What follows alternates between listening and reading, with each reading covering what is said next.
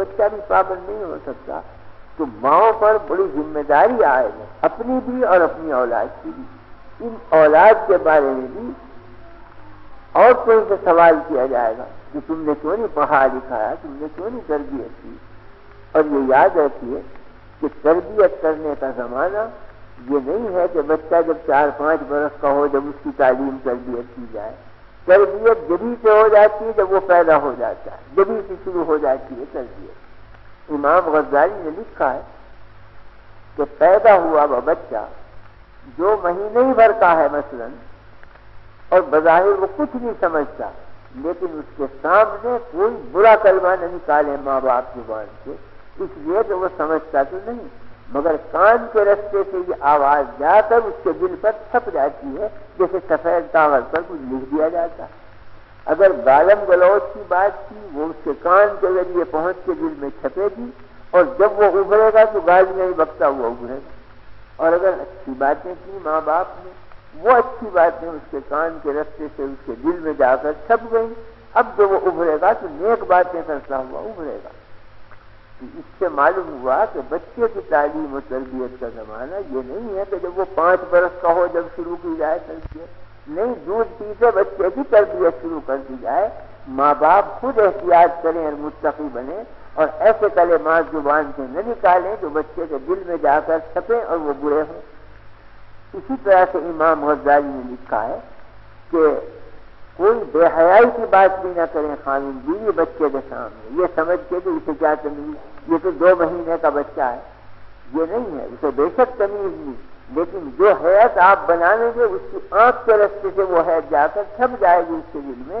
جب وہ ابھرے گا تو وہی حیتیں ادا کرتا ہوا ابھرے گا، وہی افعال انجام دیتا ہوا ابھرے گا. اس واسطے امام نے لکھا ہے کہ بچے کی تربیت دودھ پینے کے زمانے سے شروع ہو جاتی ہے، مگر وہ یہ کہ ماں باپ اپنے اوپر برداشت کریں اور خود اپنی زندگی میں احتیاط پیدا کریں، نہ لفظ بے مناسب نکالیں، نہ عمل بے مناسب کریں، ورنہ بچے کی تربیت بگڑ جائے گی.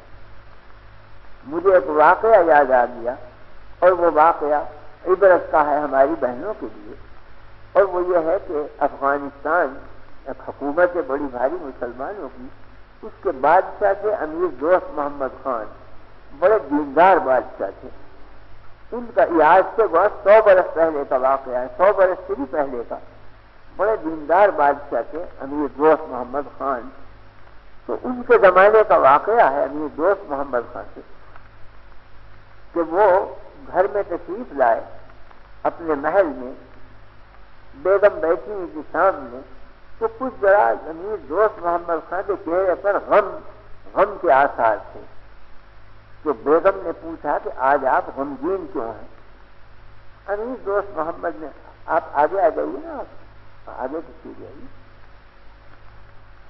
تو امیر دوست محمد خان نے کہا کہ آج ایک بڑے غم کی خبر آئی ہے، بڑے صدمے کی خبر، اور وہ یہ ہے کہ کابل کے اوپر کسی دشمن نے حملہ کر دیا. ایک بادشاہ فوج لے کر کابل پر حملہ کرنے کے لیے چلا ہے اور حملہ کر چکا ہے. یہ خبر آئی ہے، بڑے غم کی ہے، اور میں نے اپنے شہزادے کو کچھ لشکر دے کر بھیجا ہے کہ تو دشمن کا مقابلہ کر جائے. دعا کرو کہ اللہ میرے شہزادے کو کامیاب کرے اور ملک پر حملہ کامیاب نہ ہو دشمن کا، دشمن پسپا ہو جائے، بھاگ جائے. بیگم نے بھی کہا کہ انشاءاللہ خیر ہی ہوگی، گھبرانے کی بات نہیں.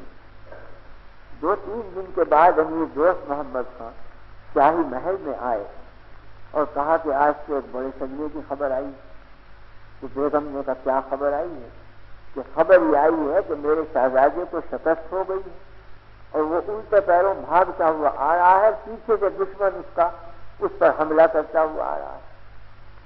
تو مجھے بڑا صدمہ اس کا ہے کہ اول تو ملک میں دشمن گھس جائے، دوسرے ہے کہ ملک پر غیر کا قبضہ ہو جائے گا، اور تیسرے ہے کہ میرے شہزادے کو شکست ہو گئی. تو میں بے انتہا غمگین ہوں. بیگم نے کہا یہ سب خبریں جھوٹی ہیں، غلط ہے. امیر نے کہا کہ تم نے کیسے کہہ دیا غلط ہے؟ سرکاری پرچہ نویسوں نے اطلاع دی ہے، کہا وہ بھی جھوٹے ہیں. پھر انہوں نے کہا کہ سرکاری پرچہ نویس کیسے جھوٹے ہو سکتے ہیں؟ حکومت کی باضابطہ کیا خبر ہے، CID کے محکمے نے اطلاع دی ہے. انہوں نے کہا وہ سب جھوٹے تمہارے CID. امیر نے کہا اس عورت سے کون جھک جھک کرے یہاں بیٹھ کر، میں ذات کے کچھ اطلاعات دے رہا ہوں، محکمے کی خبریں ہیں، اس نے گھر میں بیٹھ کے کہہ دیا کہ محکمہ بھی جھوٹا، CID بھی جھوٹی، پولیس بھی جھوٹے، یہ گھر میں مرغے کی ایک ٹانگ ہاتھ کی بیٹھتی اس عورت نے، کون اس سے جھک جھک کرے، کون بحث کرے؟ امیر صاحب باہر چلے آئے۔ 3 دن کے بعد بہت خوش گھر میں پہنچے، چہرہ نہایت کھلا ہوا اور بشار، اور کہا کہ بیگم سے کہ میں خوشخبری لے کے آیا ہوں۔ بیگم نے کہا کیا؟ کہ جو تم نے بات کہی تھی وہی بات سچی نکلی، واقعی وہ تو ساری خبریں جھوٹی نکلی، اس CID کی بھی خبر جھوٹی تھی اور محکمے کی اطلاع بھی غلط تھی، وہ تو واقعہ یہ ہے کہ شہزادے نے فتح پائی اور فتح پا کر دشمن کو بھگا کر وہ واپس آ رہا ہے اور ملک بالکل اپنے قابو میں ہے اور سارے حالات اچھے ہیں۔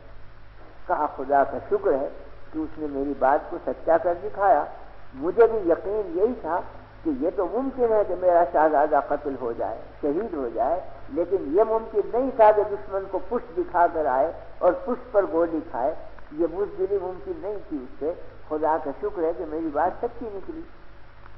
امیر صاحب نے کہا کہ آخر تم نے بھی اس میں یقین کے ساتھ کہہ دیا کہ یہ خبریں جھوٹی اور محکمہ بھی جھوٹا، تمہیں کوئی اطلاع گئی تھی؟ میں کہ نہیں، مجھے کیا اطلاع تھی؟ کہ پھر کوئی الہام ہوا تھا تمہیں؟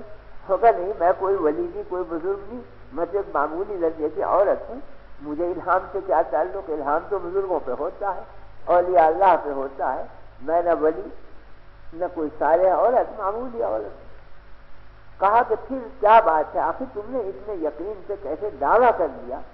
ایک تو یوں تم کہتی کہ نہیں، امید یہ ہے کہ یہ خبر غلط نکلے گی اور انشاءاللہ شہزادے کو فتح ہوگی، یہ تو امید، یقین سے کہہ دینا کہ ساری خبریں غلط ہیں، یوں ہی ہوگا، اس کے بغیر نہیں کہہ سکتے کہ کوئی اطلاع ہو۔ اس نے کہا نہیں، اطلاع تو کچھ نہیں، تو پھر آخر کیسے دعویٰ کیا گیا؟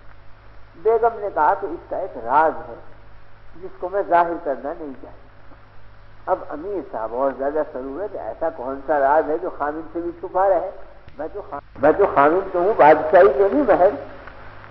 کہا وہ میرا ایک راز ہے، بہت دنوں سے میرے سینے کی امانت بنا ہوا ہے، میں نے آج تک کسی پہ اسے ظاہر نہیں کیا، اسی کی بنا پر میں نے یہ دعویٰ کیا اور مجھے یقین تھا کہ یہ دعویٰ سچا ہے۔ اب تو امیر صاحب سر ہو گئے کہ وہ راز مجھے بتانا پڑے گا، اور بیگم بیچاری ہنسنے لگی کہ میں کہنا نہیں چاہتی، لیکن جب امیر صاحب سر ہوئے تو انہوں نے کہا اچھا جب آپ بہت سر ہو رہے ہیں تو سن لیجیے، تمہیں اصل بات ہے جس کی بنا پر میں نے یہ دعویٰ کر دیا۔ وہ راز یہ ہے کہ جب یہ بچہ میرے پیٹ میں آیا تو میں نے خدا سے عہد کیا کہ میں کوئی مشتبہ لقمہ بھی اپنے پیٹ میں نہیں جانے دوں گی، حرام کی کمائی کے بجائے خود ہے، مشتبہ غذا بھی میں پیٹ میں نہیں جانے دوں گی، اس لیے کہ مشتبہ ناپاک غذا سے خون بھی ناپاک پیدا ہوتا ہے اور بچے کے اخلاق بھی گندے ہوتے ہیں۔ تو میں نے عہد کیا تھا کہ میں حلال کی روزی کھاؤں گی، پاک کمائی کھاؤں گی، کوئی مشتبہ لقمہ غذا میرے پیٹ میں نہیں پہنچے گا۔ تو میں نے 9 کے 9 مہینے پوری اس کی پابندی کی، احتیاط کی، اور سرکاری خزانے کی رقم کو بھی میں نے استعمال نہیں کیا، جو میرے گھر کی ذاتی جائیداد تھی اس سے میں نے اپنے کھانے کی فکر کی اور کسی قسم کی کمائی کو دخل نہیں دیا۔ ایک بات تھی۔ دوسری بات یہ ہے کہ جب یہ بچہ پیدا ہو گیا تو میں نے خود اسے دودھ پلایا، حالانکہ بیگمات کا یہ طریقہ نہیں ہے، وہ تو بادشاہ ہے، بادشاہ بیگم ہے، تو سینکڑوں کی دیاریاں دودھ پلانے والی ہیں، ہزاروں روپے بادشاہ خزانے کا منہ کھول دیتے ہیں، تو ہزاروں دودھ پلانے والیاں مل سکتی تھی، لیکن میں نے ارادہ کیا کہ میں خود پلاؤں گی، اور دودھ بھی کس طرح سے پلا یہ بھی راز تھا، اسے بھی سن لیجیے جو آج تک میں نے آپ کو اطلاع نہیں دی۔ وہ یہ کہ جب یہ روتا تھا دودھ پینے کے لیے تو میں پہلے وضو کرتی تھی، 2 رکعت نفل پڑھتی تھی اور اس کے بعد اس کو دودھ پلاتی تھی۔ کوئی دفعہ میں نے دودھ بے وضو نہیں پلایا، بلا 2 رکعت پڑھے نہیں پڑھایا، تو 2 برس میں نے اس طرح سے گزارے، اور ان 2 برس میں بھی کوئی مشتبہ لقمہ میرے پیٹ میں نہیں گیا، خالص حلال کی کمائی۔ جب یہ چیز تھی اس لیے مجھے یقین تھا کہ اس بچے کے اخلاق بھی، کیونکہ پاک غذا اس کے اندر پہنچی ہے تو اخلاق بھی پاک ہوں گے، اس کے ناپاک نہیں ہو سکتے۔ تو آپ نے جب کہا کہ شہزادے کو شکست ہو گئی ہے اور وہ دشمن سے پھرتا ہوا بھاگ رہا ہے، واپس آیا، میں نے کہا یہ نہیں ہو سکتا، اس لیے کہ یہ بزدلی ہے اور بزدلی کمینہ اخلاق میں ہے،